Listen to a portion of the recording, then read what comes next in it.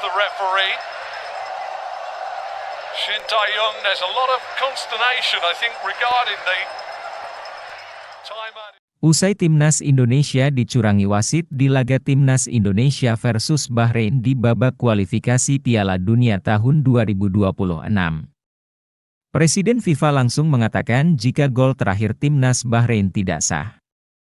Bahkan Presiden FIFA sampai mengatakan jika Timnas Indonesia dipastikan mendapatkan 3 poin. Tak hanya itu, Presiden FIFA yaitu Gianni Infantino akan mencabut lisensi wasit Timnas Indonesia versus Bahrain yaitu Ahmed Al-Kaf karena telah melanggar aturan FIFA dan ditemukan terima sogokan dari Bahrain. Begini penjelasan lengkapnya. Everyone is free to do that. I want to mention here as well, I was discussing with the president of the Mexican Football Association some time ago about the system.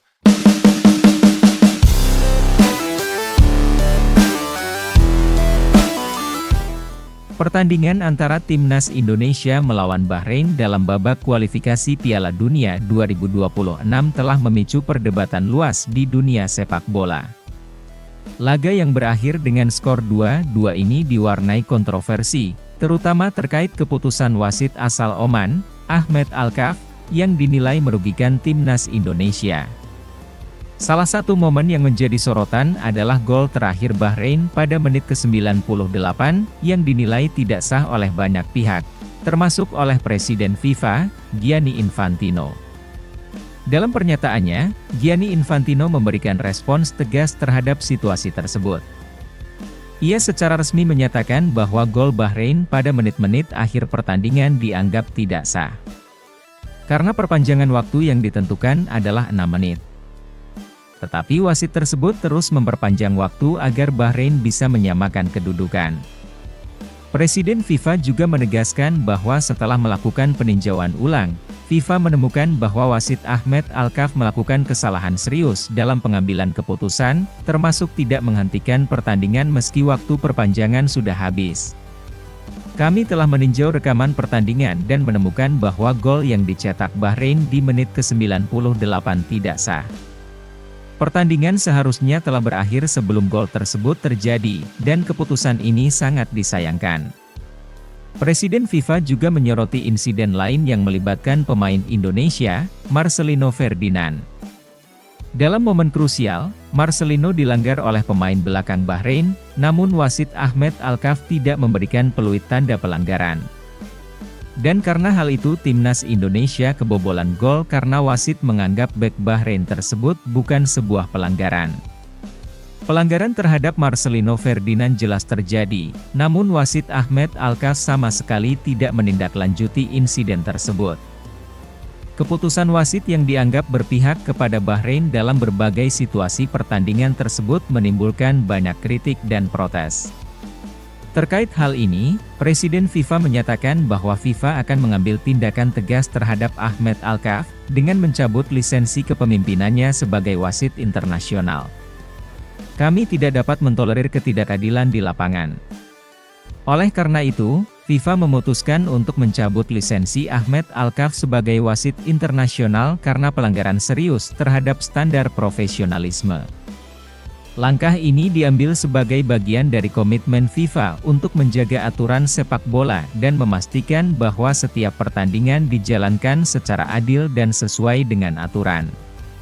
Keputusan FIFA untuk mencabut lisensi wasit Ahmed Al-Kaf diharapkan dapat memberikan rasa keadilan bagi Timnas Indonesia yang merasa dirugikan dalam pertandingan tersebut. Begini jalan pertandingannya. Timnas Indonesia lagi-lagi meraih hasil imbang usai tahan 2-2 Bahrain dalam laga ketiga grup C putaran ketiga kualifikasi Piala Dunia 2026 zona Asia di Bahrain National Stadium, Riffa, Kamis, 10 Oktober tahun 2024. Pertandingan antara Timnas Indonesia versus Bahrain ini berlangsung dengan intensitas tinggi, sehingga pada menit ke-10 pemain Bahrain bahkan sudah mendapat kartu kuning. Ali Haram mendapatkan kartu setelah melanggar Kelvin Verdong pada menit ke-10. Bahrain bermain menekan pertahanan Timnas Indonesia dan akhirnya mereka mendapat peluang emas melalui tendangan bebas. Mohamed Marhon mencetak gol indah melalui tendangan bebas jarak jauh yang langsung tepat sasaran ke mistar gawang. 10 menit jelang pertandingan berakhir dalam waktu normal, Timnas Indonesia masih berusaha menyerang dari Ragnar Oratmangoen hingga Malik Rizaldi. Dalam tambahan waktu 7 menit, tim Merah Putih tampil cukup bagus dengan menekan pertahanan Bahrain. Pada injury time ini akhirnya skuad Garuda bisa mencetak gol penyama kedudukan. Skuad Garuda bisa menyamakan kedudukan pada menit ke-47 melalui gol yang dicetak Ragnar Oratmangoen. Di babak kedua tepatnya pada menit ke-74. Timnas Indonesia menambah keunggulan. Rafael Struijk berhasil mencetak gol ke gawang Bahrain dengan menunjukkan tendangan cantiknya yang mengarah tepat ke arah gawang. Bahrain sukses menyamakan kedudukan menjadi 2-2 melalui Mohamed Marhon pada menit ke-98. Berita kedua. Begini pernyataan Erick Thohir usai pertandingan Timnas Indonesia versus Bahrain di babak kualifikasi Piala Dunia tahun 2026. Ketua Umum PSSI yaitu Erick Thohir memberikan pujiannya atas performa gemilang yang ditunjukkan skuad Garuda. Tim asuhan Shin Tae-yong berhasil tampil impresif. Dalam pernyataannya, Erick Thohir mengatakan bahwa penampilan Timnas Indonesia pada pertandingan tersebut sangat luar biasa. Permainan Timnas Indonesia tadi benar-benar luar biasa. Mereka bermain dengan strategi yang matang, yang membuat Bahrain kesulitan sepanjang pertandingan. Ia menambahkan bahwa formasi yang diterapkan pelatih Shin Tae-yong berhasil membuat para pemain Bahrain kewalahan menghadapi lini pertahanan Indonesia. Erick Thohir juga tak lupa memberikan pujian kepada pemain naturalisasi baru Timnas Indonesia, Mads Hilgers dan Eliano Reijers, yang tampil sangat mengesankan. Menurutnya, kedua pemain tersebut berperan besar dalam kemenangan Timnas Indonesia, terutama dalam menjaga lini belakang dan menembus pertahanan lawan. Mads Hilgers benar-benar membuktikan kualitasnya. Dia mampu membuat striker Bahrain, Mahdi Abdul Jabbar, tak berkutik sepanjang pertandingan. Mads Hilgers adalah tembok kokoh di pertahanan kita, dan bahkan ketika Bahrain mendapatkan kesempatan serangan balik yang berbahaya, Mads Hilgers bersama Jai Itzas mampu mematahkan serangan-serangan itu dengan sempurna. Kemampuan bertahan Hilgers dianggap menjadi salah satu kunci utama mengapa Bahrain gagal mencetak gol dalam beberapa peluang yang mereka miliki. Selain itu, Erick Thohir juga memuji performa Eliano Reijers, pemain yang baru bergabung dengan skuad Garuda, karena kemampuannya dalam menggiring bola dan melewati pertahanan Bahrain yang tangguh. Eliano bermain seperti Lionel Messi, ia mampu beberapa kali melewati bek-bek Bahrain seperti Amine Benadi. Meskipun dia dijaga ketat oleh pemain sayap dan bek tengah Bahrain, dia tetap berhasil menemukan celah dan memecah konsentrasi pertahanan lawan. Dengan hasil ini, Erick Thohir berharap Timnas Indonesia bisa terus menjaga momentum positif dan melanjutkan performa gemilang mereka dalam pertandingan-pertandingan selanjutnya di babak kualifikasi Piala Dunia 2026. Ia juga menyatakan optimisme bahwa jika skuad Indonesia bisa terus bermain dengan konsistensi dan strategi yang matang seperti hari ini, maka peluang untuk lolos ke Piala Dunia 2026 semakin terbuka lebar. Kita harus tetap fokus, bekerja keras, dan menjaga semangat juang. Saya yakin dengan kualitas yang kita miliki saat ini, Timnas Indonesia bisa berbicara banyak di kualifikasi Piala Dunia ini.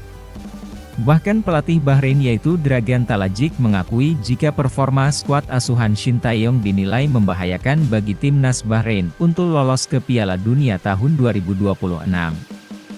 Talajik menghormati Timnas Indonesia usai mampu menahan permainan Timnas Bahrain. Kami berharap dapat memainkan permainan yang bagus di laga kedua nanti. Ini tidak akan mudah, dan kami menghormati Timnas Indonesia. Mereka menunjukkan dalam pertandingan pertama ini cara bermain yang bagus. Sementara itu, Branko Ivankovic selaku pelatih Timnas Cina tak hanya dihadapkan dengan pemecatan usai timnya menelan 2 kekalahan.